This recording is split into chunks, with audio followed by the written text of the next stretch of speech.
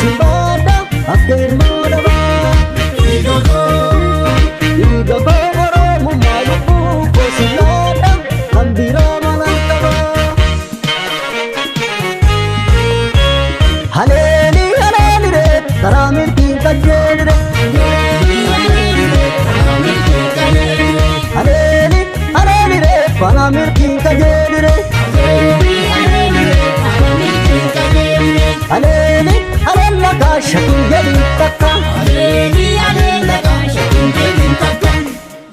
Haleli marche gonni marche ida gonni marche kundeli najre gawa magar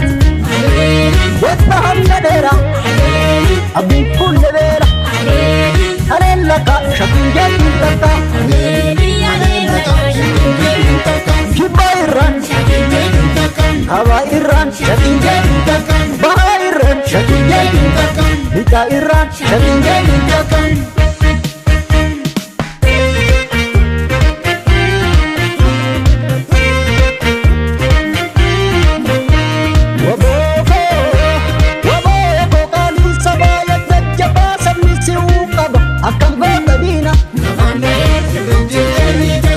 Akam gota dina Lafame Rejeni tadina Yakam gota dina Lafame Rejeni tadina Wufufi korappi mundura tongitu Kutete sadenta Atu garanirtu Akam gota dina Lafame Rejeni tadina Akam gota dina Lafame Rejeni tadina Yakam gota dina Lafame Rejeni tadina Yabore morata ko yaborata hakat hayo lentikka Yabore morata ko yaborata hakat hayo lentikka Yabore legale kotado Yabore dasiuda Yabore malam dalekis Yabore inake manchak Yabore chichi jachindina Yabore sakalle tohina Yabore barane da barru Yabore onatte tijar Yabore barane da barru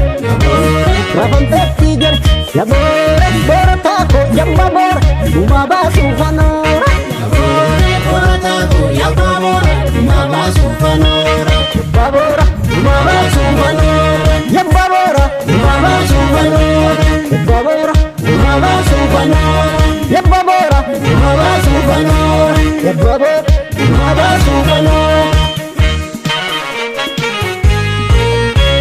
Haleli haleli re taramir ki kajel re Haleli haleli re paramir ki kajel re Haleli halella ka shakun jeli takka Haleli marche gonni marche ida gonni marche kundeli najre gawa magar wetta hamna dera abdi kulle vera halella ka shakun jeli takka Kibairan Hawairan shakun jeli takka Bahairan shakun jeli takka Hikairan shakun jeli takka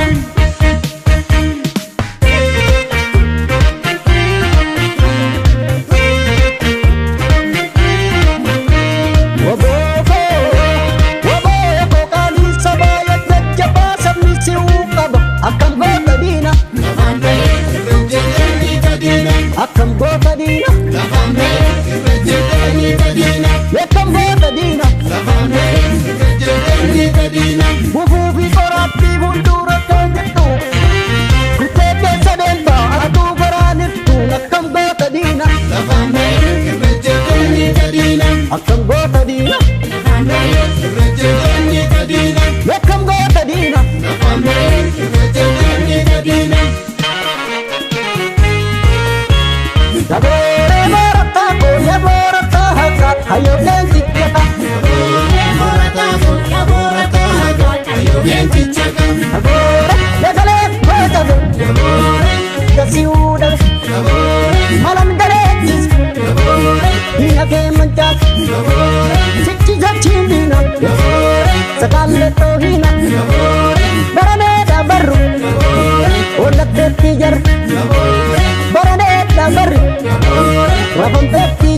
Labo